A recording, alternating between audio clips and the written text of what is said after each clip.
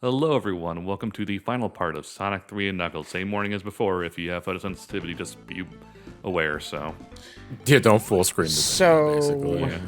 one of the coolest things about this game, Sonic 3, and Sonic and Knuckles, Sonic 3 and Knuckles, whichever, is that it absolutely knocks it out of the park in terms of just having the last few levels feel like an epic endgame to a long adventure. Because, like, first you have Lava Reef Zone, which is like the level in the game where the two acts are the most distinct from each other, both visually and musically. And then it transitions so smoothly into Hidden Palace Zone, Sky Sanctuary Zone, Death Egg Zone if you're playing as Sonic and Tails. And then the final boss is just this larger than life, intimidating as fuck uber Death Egg robot. It's like, you thought the final boss of the last game was hard.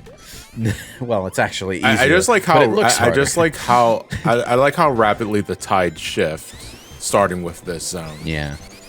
Like the whole sequence where you get to the end and you're being chased down and you got the Death Egg in the background and all that sort of shit, and then you get to Sky Sanctuary and all that. I just like the story progression. It's this last set of zones more than anything that really cements Angel Island as a concrete setting within the Sonic world rather than just another collection of levels. So, like, I mean, you fall into a pit from this desert pyramid, this ghost infested temple, and find yourself in. Whoops. Whoa! I had a premonition. You find yourself in this lava. You find yourself in this partially mechanized volcanic cavern, which itself gives way to these partially volcanic but oddly tranquil crystalline caverns. But where does the ancient Echidna circus come from? And then the hidden You're not answering my palace. question, Lewis. Yes, gonna say. That is a good point. There is a random ancient echidna insertness here that they never explained. Was Carnival Knuckles Knight. actually a clown? Carnival Knight is weird, but I actually always thought that was something Eggman built. Because, like... I think it's funnier if we think the Pac-A-Mac put it in there before he died. Yeah. Before we go after the Master Emerald, we must first obey my next decree. Build a giant carnival. It would make more sense as something Eggman built if they went with the original level order where you go from Carnival Knight to Flying Battery. Because it's weird though, because there's nothing about Carnival Knight that really elicits an Eggman sort of feeling, because you don't really, because Eggman does not shy away from putting his face on everything, or at least his insignia or a name. And there's nothing really Eggman about Carnival Knight. I'm not really sure what the logic was there. That's just the assumption that I always made. I like that better. I mean, we must enjoy our carnival ride before we go after the water god. I mean, but it's like, what was the name of the island in Sonic 2? South Island. West Side Island. South Island. West Side, okay. West Side South Island, yeah. Fucking, I don't know why I just thought of Tupac for some reason. I mean, where did Casino Night Zone come from? It's like... Well, considering that wasn't like some super isolated magic island like Angel Island is, I always just assumed it was a city. But we also don't know much about Sonic's world, though, to know what's out of the ordinary. Yeah. I was just assumed it was a city, so... I mean, that's like one of my favorite things just about these old games, where it's like, you have a location you kind of just... As a kid, you always fill in the blank in yourself. It's like, what's the city in? Things just are. Yeah, and that's This just is always where- it's something that somebody likes to flex their creative muscles from time to time, just on personal Up rating. through the It's just one of those things I ceiling. like. Up through the ceiling in that room we just passed is the ring that I was talking about, the one that I said I could only get as Tails and airlifting me. You can't get enough height to get to the ring from there unless you're like at the top of that set of steps. So. But the fact that you can just see the Death Egg in the background there. Oh yeah, and then you get closer. Which to originally, if you get the prototype of this game, has Lava Reef inside the debug mode, and that Death Egg graphic was different, and it was way more fucking menacing because the angle that you see it from, it looks like it's staring directly at the player. and it still has like those red eyes. I was like, that's probably why they changed it, because they didn't want to scare the shit out of 8-year-olds. Fuck them kids. That is kind of to quote Eggman. No, I was more quoting Don Bluth at the time. That it's kind of a setup for the way it looks when you're up close to it in the boss fight, because like that is a striking as hell image. Yeah. But that angle of the Death Egg though is still like at a profile. It's not looking directly at the player. Yeah. Oh god, the smoke robots, the frickin'. I almost died They there. just drain your rings. Yeah. Yeah. There's just something inherently more annoying than a robot that doesn't damage you directly, but just like saps your rings. It's like it was super. Whenever I got caught by one of those things, I got so tense as a kid. You know. That wasn't tense. That was just more like you took away my speed. It even affects Super and Hypersonic, too. It's just Like- vape, brah. Yeah. Oh, Sonic's one of those assholes. No, the robot's brings one his of those vape guys. pen to the Although theater. Hypersonic- No, it's Sonic. Sonic definitely brings a vape pen to the theater. Absolutely. Although Hypersonic can actually break free of the smoke by doing the flash attack, I think. This robot hand is really weird because there are times where I will do just that what Ryan did, and I will die. It has to do with the pixel height. Because the way it affects Sonic and Knuckles is different than the way it affects Tails due to that one. All right, so it only happens to Tails then, Yeah. where it'll just instant kill him. Yes. It has to do with their height. It's stupid. Yes, it is. It's a programming oversight more than anything. This transition, I was just blown away as a kid. Because we missed the part where Sonic's feet just fucking catch on fire because that, Yeah, 'Cause, but magma cools down. It's gonna say it's still really hot. yeah, but Lava Reef Act 2's music isn't anywhere near as good as Act 1. So Oh, I think I like it. It's like this really tranquil, peaceful remix of the Act 1 theme. But like the Mania mix is much better in my opinion. yeah, Agreed. it's able to do more with instrumentation to really make the striking elements of this track pop. But like up till this point, we were kind of trained to expect Act 2 to be, more or less the same as Act 1. It's not like Sonic Mania where different acts have different gimmicks. The music is like maybe a faster or slightly slower version of what you were just listening to. Giving you the feeling that things have escalated a little bit, but it's essentially the same level. But Lava Reef Acts 1 and 2 are entirely different stages with entirely different music, visuals, and obstacles. And at this point in a game this long, it throws you for a loop, man. Appropriate for Sonic. Sonic likes loops. Don't get caught by the smoke when you're at low rings. Just don't. A question I wanted to ask you guys, and maybe it's something we've asked before, especially in a Sonic commentary, but we mentioned Sonic 3. We're playing Sonic 3 Complete. We mentioned Sonic 3. Well, Lewis mentioned Sonic 3 Error like 76 times.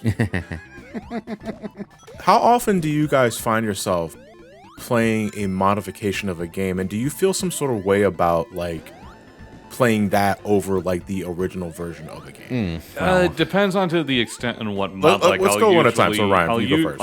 I pretty much stick to Sonic 3 Complete for 3 and Knuckles. I'll dabble in Air if only just to do like some really crazy stuff, but I mostly stick to 3 Complete. That's like 95% of just what the game should have been in the first place. Yeah. It doesn't have to be just the Sonic either. I'm talking like any sort of modification for a I game. think that Sonic just has more of that kind of thing because the fan modding scene is so huge. The only other example, like I'm just not really one for fan mods or fan games. That's just not what I'm really into. But a really cool one that I saw a year or two back was Rayman Redemption. Which is just Rayman 1 but good. It's such a shame because the original Rayman has so much going for it. Like, it's so good in so many ways, except for the fact that the level design just Isn't bad. good. the level design falls off a cliff after like World 2. And the fan remake just makes the level design so much better in so many different ways and made that game like infinitely better. It was one of the only fan games I've played where I could honestly say that it was a 100% improvement over the original in every way. It's awesome. Go check it out if you've never played it before. Yeah, I've heard good things about Rayman Redemption. When it comes to remakes and modifications, well, with Sonic 3, it's a special case because it's kind of like the fans trying to imagine what the game would have and could have been like if it had as much time in the oven as it deserved to be released as this one huge epic game. Because like even when they had resolved themselves to releasing Sonic 3 as a standalone game that ended at launch base, the original plan wasn't to release an expansion cartridge. The original plan was to just re-release Sonic 3 again with all the levels included. So like even at that phase things were weird. But when it comes to like remakes and modifications in general, it depends on the game. Like if there's something about the game that bothers me enough that I would like to see it modded out. Goodbye, Super Metroid Moon Jump. I'm sorry, but I just don't like you anymore. Bye, Tripping and Brawl. Oh yeah, like I guess it's just you don't see an awful lot in like platformers like these, but stuff like fighting games, Western RPGs. You know, I often make the joke that people don't like Skyrim. They like Skyrim with 17 mods installed. I was gonna say no one likes Bethesda games. They like it when the fans fix Bethesda games. Exactly. Yeah, mods are always a thing for like PC gamers, and I've always been more of a console gamer. And even if I was really given the option, it's like I like to just remember Sonic 3 and Knuckles as it was released in 1994. I like to remember it as it was, so I can correctly and accurately describe what the game was like to people who never experienced it. And, I don't have a problem with mods, and especially if they make updates like the Taxman versions of Sonic 1 and 2. For sure, I'm glad that you can play as Tails and Knuckles in Sonic 1 now. I'm glad that they added the Hidden Palace Zone to Sonic 2, but that's an official release for me, not a mod. And I am so glad that they reduced the number of hits that this boss takes. Yeah, this fucker takes 16, 14. I think. Like, 14 for no reason. Oh no, we're playing... I mean, it is heavily fortified, so I guess that's the justification. This is the 14-hit version, isn't it? Yeah. This is the 14-hit version. But it's also a really long and like 14 hits. It's also just not super interesting. He doesn't change his attack pattern. He like maybe gets a little faster. Like you're just jumping. You're going to get hit the moment that you turn back to normal Sonic if you stand inside the boss like that. But I don't need to right now. That's a problem for future Ryan. Yes, it is. No, it's a problem for Ryan right now. You're standing on lava that still has a damage box. Well, now I'm not. Okay, so... Yeah, what we just saw was the boss in its actual normal form with 14 hits. Jesus.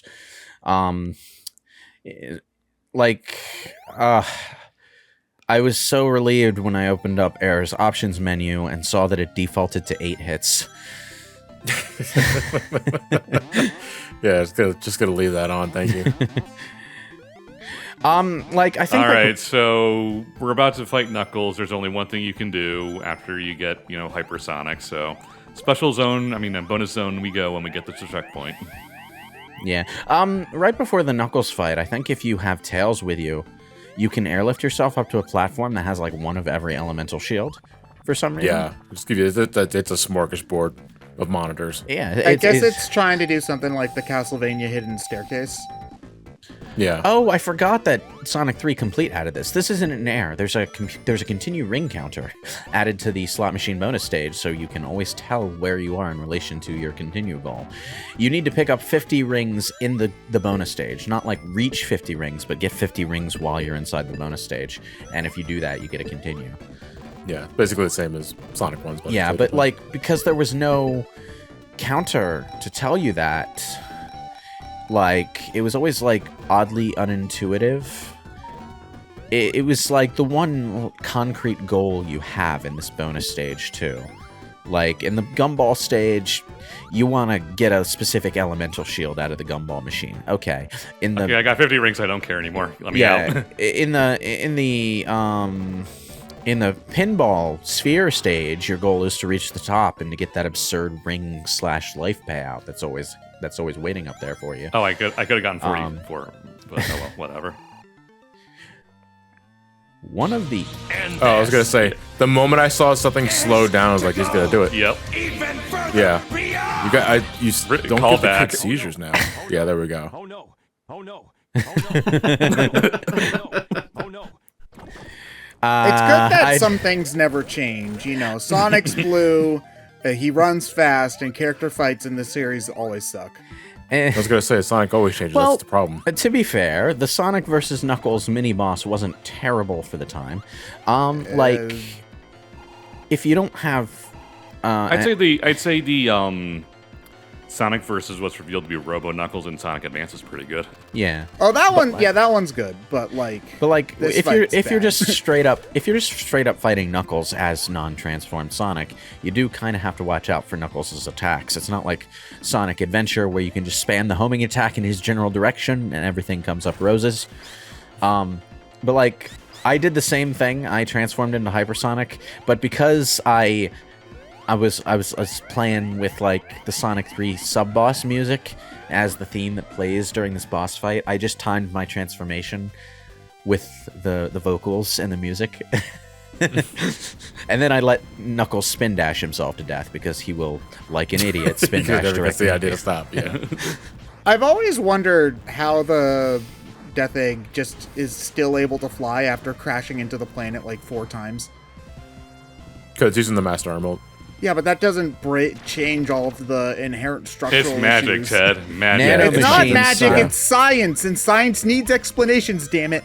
No. It's science powered by magic. Okay, Ryan didn't show this off, but if you're playing Sonic 3 Air, you'll want to do this to unveil one of the secrets and unlock stuff. So, there's a specific place next to Knuckles while he's sitting there panting, where Yeah, we'll tell you to go on. yeah, if you duck, he'll do like an animation where he's go like, on without go me. on without me. Yeah, it's just a little. It's the kind of thing that I'm glad they put in because that's exactly the kind of like useless posturing gesture that a kid playing this game would have made. Another thing that Air does, which I particularly like, is that you have the option to turn on the Sonic 1 and 2 boss themes for these Metal Sonic bosses. Yeah.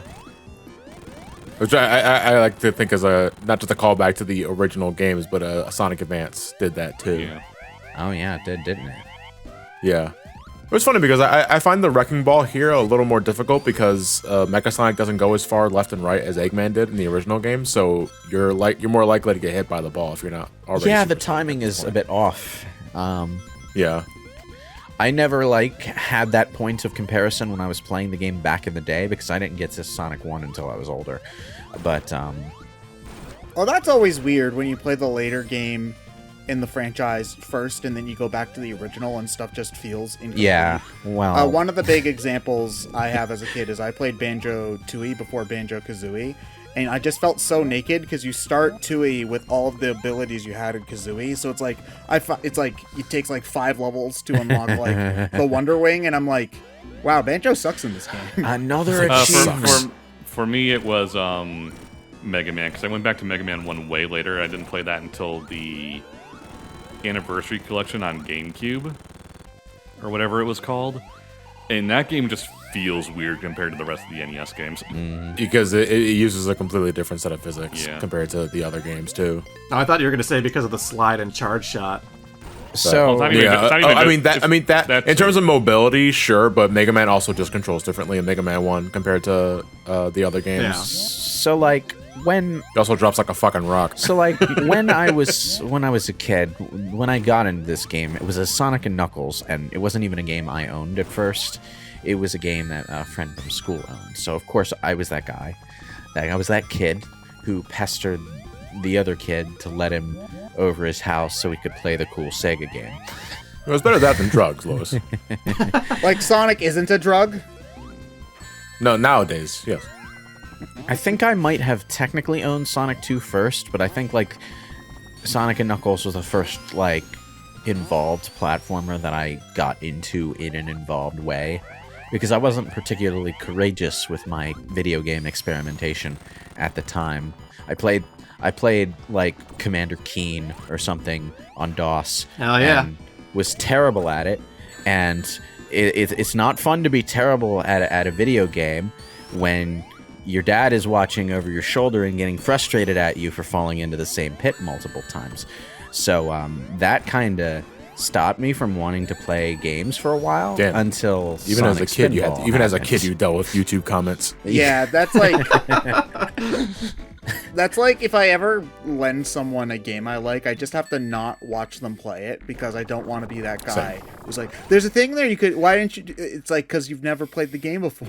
That's Yeah, I never had that problem. It's like it's it's like with ahead. Sonic I'm 2, a all of my terrible friends backseat die in gamer, Chemical I just Plant. understand. It's ironic how the tables have turned over time because, like, in the beginning, my dad was the one getting frustrated at me for being shit at video games, and now I'm just the guy who gives him a deadpan look every time he talks about video games, like we're still in the Atari 2600 age. It's tough to turn off that aspect of your mind where it's like you have to understand that you're not the one playing the game right now, and you just got to let them go through the motions on their own pace. I just go through life realizing that not everyone's going to be an expert at every game they play, and just because I'm an expert at Star Fox 64 or I'm an expert at Sonic 2 does not mean that my friends are going to be, and they're probably going to but that die also- to Star Wolf. I don't know. But that also means that I don't have to watch it. Also, Yeah, that's know what what I mean? that's my. But I don't take like mindset. personal offense to it. It's not like, how dare you suck at this video game? What are you? How dare But it's you? also, but it's something that I have a hard time turning off. If I know for a fact that if I'm watching someone play a game that I absolutely love and they're doing a lot of beginner mistakes and all sort of thing, it's going to be painful for me to watch. So I'm trying to spare myself the pain. So this is That why sort you've of claimed thing. every Metroid game ahead of time, no matter what. Yeah, sure, whatever. also, I was 4 years old at the time. Yeah, So, not good enough. but like, I still remember like very clearly the day that I had to get my cousin to beat Engine in Crash 2 for me. Ugh. I was young. Oh, I had that happen to me as a kid. In Sonic Adventure 2, I couldn't beat the last stage, the Cannon Score stage, because I kept on dying at the Knuckles part, and I had my cousin. I was like, my cousin was better at games than I was because he was older, and I was like, dude, help me, I can't do this. And he's like, do you have the breathy thing? And I'm like, there's a breathy thing? And he got it for me in Aquatic Mind, and I was like, oh my god, I didn't even know that was there. So it's like, It's just interesting for me to listen to that, considering I think I'm the only oldest sibling of the four of us here. yeah. So it's like I always kind of had to figure everything out myself. My dad. I mean, I'm the oldest of Well, my I mean, of my I'm family, so- functionally the oldest sibling in terms of Yeah. this because my sister stopped playing video games fairly young. So I was like, by the time I was like 9, the only aspect of my sister playing video games was that she used to have a Game Boy, so now I can trade Pokemon with myself. Yeah. Yeah, because it's kind of the thing because like I had no problem being that guy like again with my brothers if they were playing a game that I really enjoyed and I wasn't watching them but they asked me for advice on how to do this and that, I had no problem telling them, no, all you gotta do is do this or go on this part Just of the do map this to frame get this perfect sort of trick, item. stupid. Yeah, but it's like that's different than just like actively watching them play the game because in my mind I'm playing the game with them What and the- I know what's where. What the heck? That was some weird gravity physics. So it's like just Sonic things. And you Hey, know, it's time for Loopy Loos. so like, my dad was the kind of person who insisted that I finish Crash 1 before he would buy me Crash 2. So I'm just, God. Oh my I'm god! Like you're not getting your dessert until you finish your peas. I'm just glad How can you that have he your didn't. Crash 2 if you don't eat your Crash 1? I'm just, Eat your pee, Professor. I'm just glad that he didn't know enough about video games to know about the jams. So I don't see a 100% icon on that game. Okay, that even makes more sense for the Eat Your Pee Professor, because I'm just imagining Lewis as Professor Utonium and the neighbor guy says, dad's like, eat your pee, Professor, and it's just Lewis trying to chew on the last gem. Like, Discussion. Who wants Crash 2? I do. that just seems mean though, because as a kid I didn't really beat an awful lot of games growing up. Like I didn't beat Kirby 64 till I was a teenager. I didn't beat a lot of the games. It was more of an exception when I finished a game than it was like the rule growing up. Oh, you see, that's weird because like it would take me a while, like some longer than others, but I would generally always finish when I started playing. Yeah, no, that was like, I mean, to be fair, I think the games that I was playing were generally a little bit longer, I guess. But like, I'm not gonna beat the original Super Monkey Ball when I'm 8 years old. Like, no, that game's too hard. That game's too damn hard. Oh man. I feel bad. My friend had Wario Land 3, and I've never played Wario Land 3 before I went over to his house, and he said he was really stumped by the final boss. He was at Rudy, and he couldn't beat him for the life of him. And so he handed me the Game Boy, and again, I've never played Wario Land 3 before in my life. Beat him? And I beat him the first try, and the ending was playing, and I'm like, I beat the ending, go watch it! This He happens. threw it in the water. What do you have to do happens. to beat him? That happens every time. You wind up falling down that stupid thing, and you can't get back up to the to the electric shield. No, just that little story reminds me of my own little story, Clement. So I was at my cousin's house, and she's the one who introduced me to Smash Brothers because she had it before I did on N64. The only character she had unlocked at the time was Jigglypuff because all you have to do is just beat Classic Mode once to get her. So I stayed in the room where the N64 was in, which was functionally like a little playroom that had like a futon in it. So, being like a 10-year-old kid at the time, it's like, I'm not going to bed, there's games to play. So, over the course of the night, I unlocked both Ness and Captain Falcon. And she got so mad at me for unlocking them ahead of her. The future is now, old man. And I'm assuming that your reaction to Ness was, who the fuck is this kid? Yes.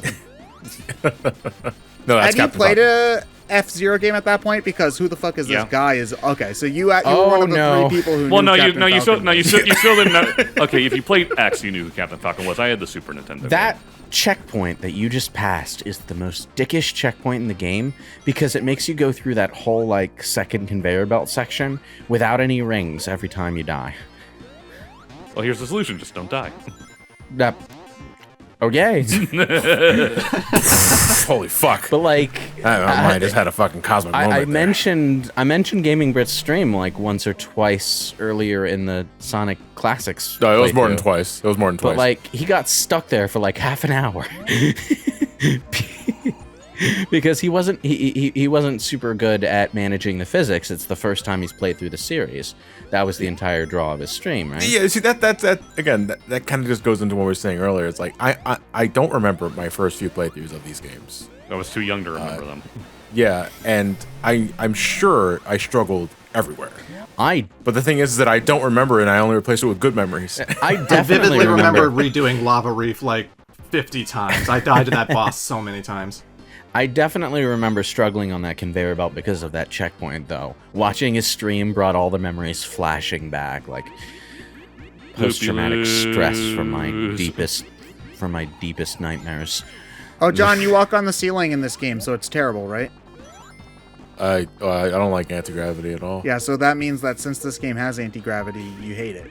Loopy loop. The anti-gravity in Death Egg doesn't really affect much, though. Yeah, it doesn't swap your controls. I mean, if it did, holy shit. I mean, for the most part, you're just going left and right and jumping, which is the same thing you're doing in your right side. Besides the obvious like Carnival Knight barrel sequence, like I think the only other choke point I ever had with Sonic 3 was maybe like the boss at the end of this act. Yeah, it was a bit difficult to figure out, and even then, it took me a while to figure out that I could, like, it took me like multiple complete playthroughs to figure out that I could spin dash. Yeah, I always just altered the gravity. Yeah, and let the things fall into the boss, which is a perfectly valid way to beat the boss, but it's also slower and honestly more boring. Once you realize you can spin dash the thing, though, the boss goes down really fast. Screw you, I have electric shield. It still baffles me that this is like the only level in the game with any electric hazards at all. No, there's some in Flying Battery. Flying Battery has the magnets, but like I think like you're very unlikely to actually run across a situation where you're in danger of getting hit by the lightning. Oh, you can do that? Yeah. Yep. Yeah, that's what I was just talking about. It took me several complete playthroughs to realize that I could spin dash the thing. But when you spin dash it, it flips the thing over as it bounces up. You have to make sure the spike side hits the boss. Yeah. Doesn't really respond well to the supposedly Why does it rubber sometimes wheels. bounce off of you and sometimes not? Like, you were spin dashing it there and it just kind of like bounced off and didn't. Because it's right side up. But then, oh, you have to... It's like okay. a turtle. Yeah, the spikes have to be embedded into the ground or ceiling for it to flip, Yeah. basically. It's turtle logic. You have to hit it when its underbelly is exposed. Sort of. It's more like wheels. And that's that. Eggman is shocked. What I like about this Again. final boss is that, okay, yeah, there are no rings after this checkpoint, but if you have rings, you get to... Why? All right, I beat the game. Oh I god, know this exactly is so what's happening goddamn here. loud. Jesus. Yeah. Hold on a moment. Gotta turn that way down. There we go. Somehow, Now I somehow, can- somehow I survived that laser. Okay. Yeah. What'd you say? I couldn't hear you. Okay, so as long as you don't die like Ryan did, you get to keep your rings for the final boss for once, which is neat, you know? But Neat until the final part of this fight. the final boss is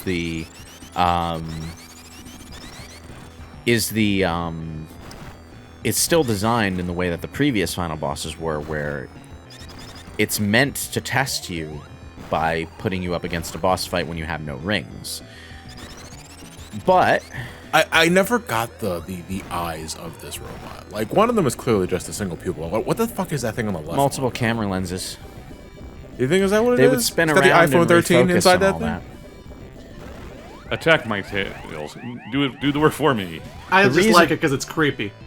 The reason Yeah, I mean that's kind of why I'm questioning it, because like I'm kind of trying to make sense of what I don't understand. the functional You know what I reason mean? it would do that is because inside the mech, in the pilot's chair, he would have multiple different displays with like different filters and everything. So like the multiple camera lenses and Yeah. stuff could cycle This part through. sucks when you're both Sonic and Tails. Like, imagine you're piloting a giant Eggman Gundam. Like, maybe sometimes you'd want infrared, other times you'd want, like, night vision or something. Well, those are two Yeah. different versions of the same thing, aren't they? But point is, different types of vision. Maybe one of them's the scan visor for Metroid Prime. Maybe Eggman just really likes Metroid Prime. Like, in retrospect, I would have liked if we fought more like parts of that robot, because that robot is so big for you only to fight the fingers. Yeah. You know what I mean? It would have been cool. It would be cool if, like, in a Sonic Mania 2, we got to see that robot again, and they make you think it's going to be another rehash boss, Like- but then it's completely Like different. you fought the actual Titanic Monarch. That's the one thing I never fucking liked about Mania. Is like like Titanic Monarch. You got this humongous robot in the background, and it just being the set for a level, and it's like, okay, that's sure. I mean, it makes sense. But also, like, I also thought we were gonna fight that giant That robot. makes me think that the Titanic Monarch was an intentional setup for something, but I don't know. Yeah. Well, as But you it had know, to be a tie into forces. Sega gets their biggest success with their flagship character after 10 years, and then immediately gets rid of the team that made that success. So, you know, it be that way sometimes. That was kind of like one of the last things I was gonna like bring up in terms of just conversations. But it's like, where do you think they're going from here in terms of just like I mean, it's not 2D games specifically, not 3D games, but like two-dimensional games? I have no clue what They they're don't, I don't trying think to they. do. I doubt they even have any plans for a new 2D game at this point. I doubt that they have plans, but like, I expect them to do it again evenally. Like, it's. I feel they would have done it by now. Though, I thought that because making Sonic Mania 2 Mania- was such easy yeah. money that they would have like greenlit it immediately, Like, because That's it's the a thing. it's a fairly cheap production that the fans will salivate over. That's the thing, though. The only, like, for as much as, like, we in America see Sonic as the big, all-important thing for Sega's overall revenue, like, that's not the case for the company as a whole. Well, it's not even that. But It's even just, still. it's not even that. It's just a cheap way to make a lot of money. yeah. But, like, they're constantly trying. I use the word trying a bit loosely, but they're constantly focused on trying to be successful in their home country, and, you know, for the most part, they succeed. But Sonic has never, ever made an impact in Japan, and I don't think they really do I know, care about that which aspect. is Yeah. part of why, like, Sonic doesn't get a whole lot of effort put into him. I've always just had the impression that Sonic Team really wants to have that free spirit to do whatever they want, and they always want to experiment and try new things with the character. So when people go, we want Adventure 3, we want a Chow Garden, we want another 2D Sonic, they aren't listening because they'd rather be doing whatever Project 2022 is going to be, you know? I don't know, because, like, honestly, the execution of their experimentation with Sonic has always been slapdash enough that I don't really feel like they put heart into it a lot of the time. Oh, for sure. But, like, whether it has heart or not, it seems like they don't want to do what people ask for. Well, that's the thing. The amount of heart that's put into something is the surest indicator of whether it's the thing that they want to be doing. So, like, if they were putting that kind of energy into the new stuff, I would be more inclined to believe that that's the reason we're not getting iterations on the old tried and true stuff. You know, like. But Sonic Team doesn't need to work on this. I don't know how much Sonic Team did on Mania. It just makes it seem. It just makes us feel like Generations and Mania were just made to shut us up for a little bit. Generations, and it's like, and it seems. And again, I don't know the developmental process behind it, but it just comes off as, in hindsight, a little mean spirited. And also, it makes Mania feel like, oh, we'll just give them this little thing to tie them over while we're releasing Forces. It'll be a tie-in to Forces. Yeah, they'll enjoy that, not realizing that that's the best game of the year. That's the thing. That's the thing. It kind of feels like Sonic Mania was chafing under the same mentality that modern Paper Mario is, where there's like where the team that's making the game has this mandate where they can't be unique. They can't do too much because they can't be the main event, you know, or even a main event. They have to be the side story, which means that they can't have new characters, they can't have new stuff, they can't have much new at all. And what new they have has to be like new within a certain set of constraints. Like with Origami King, the only new stuff was the origami stuff. And that's specifically stuff that has no impact on the Mario franchise at large. So, yeah. I look forward to Sonic 5. Oh, God. We already have Sonic Dread. 5. Sonic Dread's looking hot. That would be Sonic Mania. But, like... No, Sonic Mania, Sonic.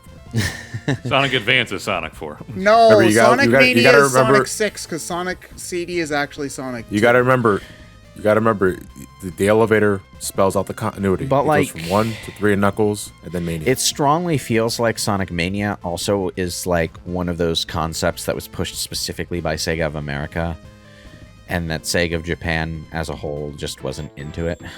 Yeah, but that's why I was getting it confuses me is that like, Sega of Japan doesn't need to do squat to make a Sonic Mania, because Sonic Mania was like a team of like 3 people, wasn't it? Yeah, but like it's kind of a pride issue, you know, that old school Sega of Japan versus Sega of America rivalry. That's been a problem that's been plaguing them since the beginning, where the two just can't get along, and it's like, shut up.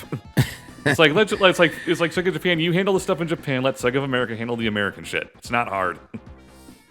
I just it really isn't. If that is the case, then they're letting something really petty get in the way of making the fans happy. And I understand Sonic fans will buy anything, even after like months of complaining, because that's just who they are. But at that said, you know, do you want to actually like release a good game and have people buy it and make your fan base happy? Or do you want to just, I don't know, like what are you even trying to do? Because you're certainly not releasing Sonic games right now. It's been almost 5 years since Sonic Forces. And I know that might sound hypocritical because I'm always one to say, let the game develop, like give it time to actually be a good game. But like you can have your cake and eat it too. You can take time to make a big 3D Sonic game that ends up being good, and also have a smaller team make a Sonic game that other people would like. That was kind of they're not mutually exclusive. You can do both. That was what I was like thinking that they would do when Mania came out. It's like, hey, we've got this really good 2D Sonic game. We got the framework here. We can build off of this. So let's fill time between big 3D releases with stuff like this. It would be great. But they let a smaller team handle 2D games. Let the main team handle the 3D stuff. I think that is the logical conclusion you want to go on to that. But it's like, no, okay, we got them one time. Did they leave yet? No, they're still here. But like, suckers. All right, let's go back to work. Part of it, I think, is that the Japanese branch of the company doesn't see success overseas as important for anything other than the financial boons. Like, hi, Nintendo. Yeah, Nintendo has kind of the same issue. They're more conservative though. But like there's a point of pride in being successful in Japan, and they want to focus on being successful in Japan. And Sonic has repeatedly failed to be successful in Japan, so they don't particularly care what we want from Sonic. I'm not a game developer. I don't really know much about the business side of things, but I do know common sense. And I honestly, God, it feels like they just deliberately ignore common sense for some fucking reason. And it just makes me lose respect for them in that regard, you know, because it doesn't seem hard, you know, it doesn't seem hard. Like, Suddenly flashing back to the end of the Sonic 4 video when I did that sorrowful montage for you. I'm seeing that flashing before my eyes right now. The more things change, the more they stay the same. Yes. Like thanks, like coming back for our Sonic videos. Thanks again, Clement. I'm sad because I care. Which is why I can't wait for Sonic 5.